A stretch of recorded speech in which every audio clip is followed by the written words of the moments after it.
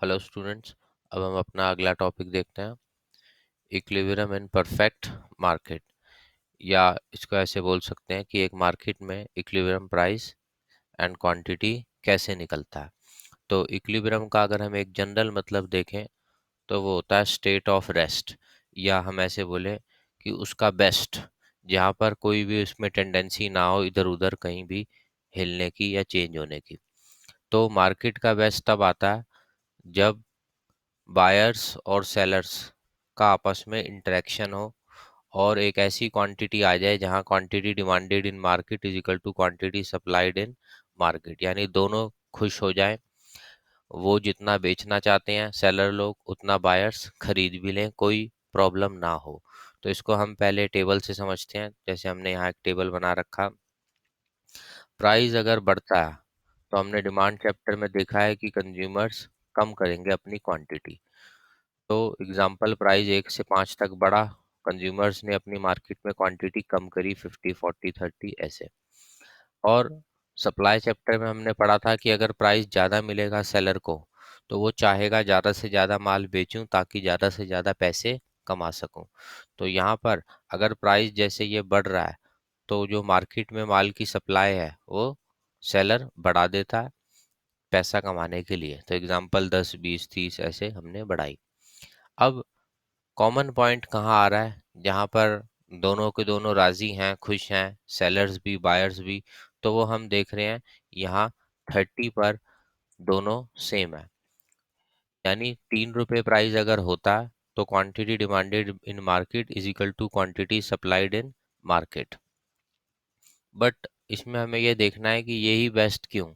तो अगर हम इससे ऊपर का प्राइस देखें, एग्जाम्पल 1, अगर प्राइस 1 होता अगर, तो बायर्स कहते हैं हमें 50 यूनिट्स चाहिए किसी प्रोडक्ट की, हम कोई भी एग्जांपल ले सकते हैं मार्केट में। बट सेलर्स ने कहा हम सिर्फ 10 पीस मार्केट में डालेंगे।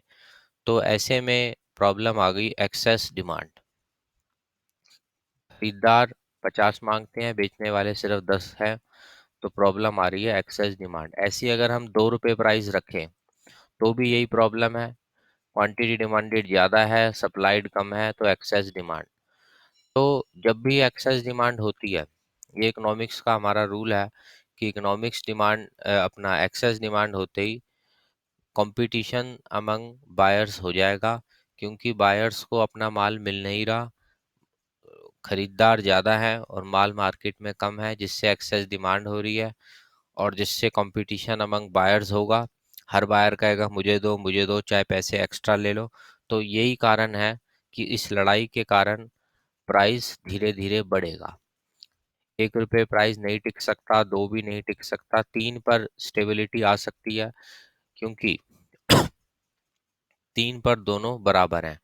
जितना कंज्यूमर्स को चाहिए उतना माल अवेलेबल भी है, तो कहीं कोई प्रॉब्लम नहीं है, मार्केट इक्विलिब्रियम आ गया।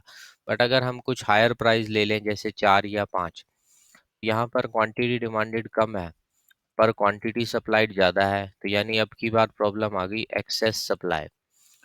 और ऐसी 5 पर भी यही है, एक्सेस सप्लाई। तो जैसे हमने पहले बोला था कि एक्सेस डिमांड अगर होती है तो कंपटीशन बायर्स के बीच में छिड़ जाता है कि मुझे चाहिए माल, और प्राइस बढ़ जाते हैं।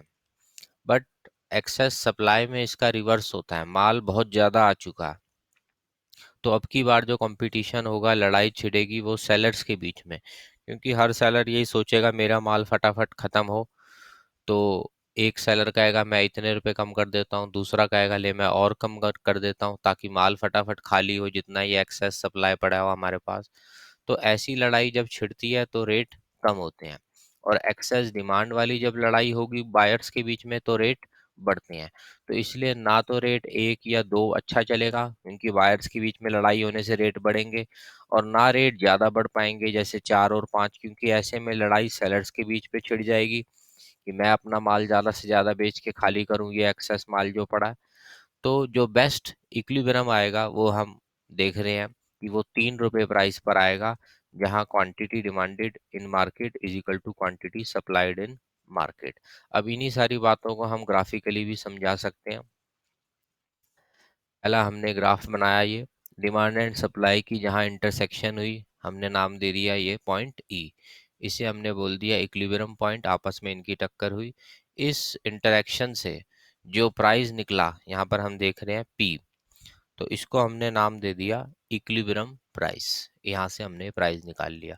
ऐसे ही इनके इंटरसेक्शन से हमने क्वांटिटी निकाल ली, इक्विलिब्रियम क्वांटिटी।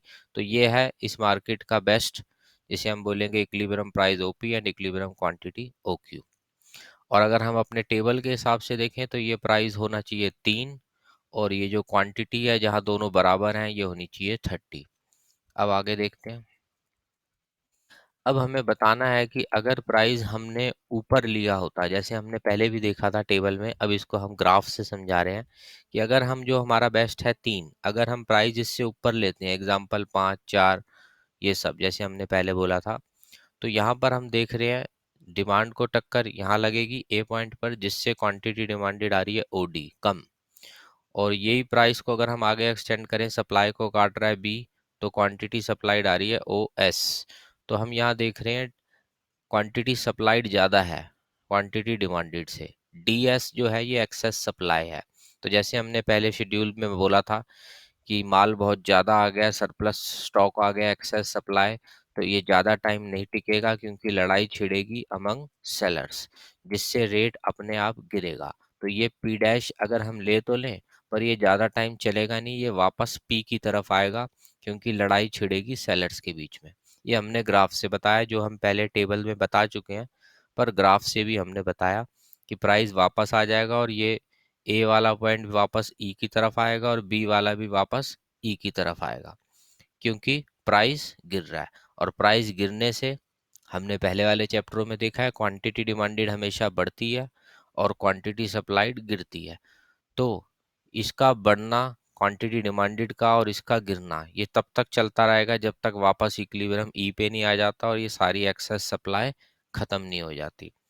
तो हमने देखा कि हम प्राइस ऊपर ले तो लें, पर उससे एक्सेस सप्लाई आ जाएगी ये, जिससे कंपटीशन सेलर्स में लगेगा, प्राइस धीरे धीरे गिरेगा, उसकी वजह से क्वांटिटी डिमांडेड बढ़ेगी और क्वांटिटी सप्लाइड गिरेगी, और वापस वो यहाँ ई पर आकर बराबर हो जाएंगे, एक्सेस सप्लाई खत्म हो जाएगी।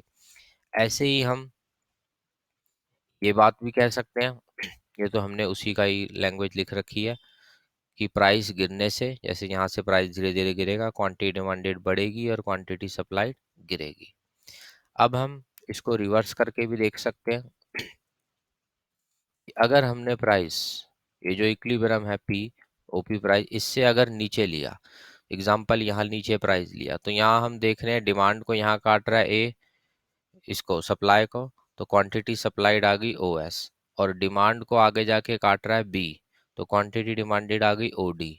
तो अगर हम इक्विलिब्रियम प्राइस से कम प्राइस, छोटा प्राइस ले रहे हैं, जैसे 1 या 2 रुपए टेबल के हिसाब से, तो हम देख रहे हैं यहाँ पर सप्लाई क्वांटिटी कम है, डिमांडेड ज़्यादा है, तो अब की बार आ रही है एक्सेस डिमांड, ये रही एस डी। तो इससे जो लड़ाई छिड़ेगी वो लगेगी बायर्स के बीच में। ये सारी बात हम पहले टेबल में कह चुके हैं, पर अब की बार ग्राफ से दिखा रहे हैं। तो कंपटीशन अमंग बायर्स की वजह से धीरे धीरे प्राइस बढ़ने लगेगा। हर बायर कहेगा मुझे माल चाहिए, मुझे चाहिए, प्राइस बढ़ने लगेगा।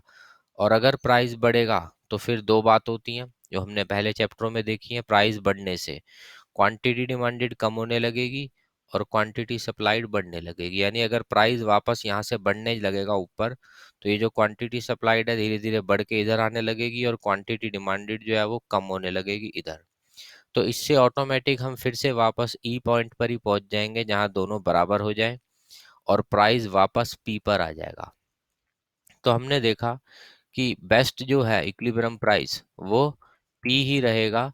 हम लेने को कुछ टाइम के लिए इससे प्राइस ऊपर भी ले सकते हैं जैसे हमने पहले लिया था, पर उससे आ जाएगी excess supply, competition among seller, price वापस डाउन।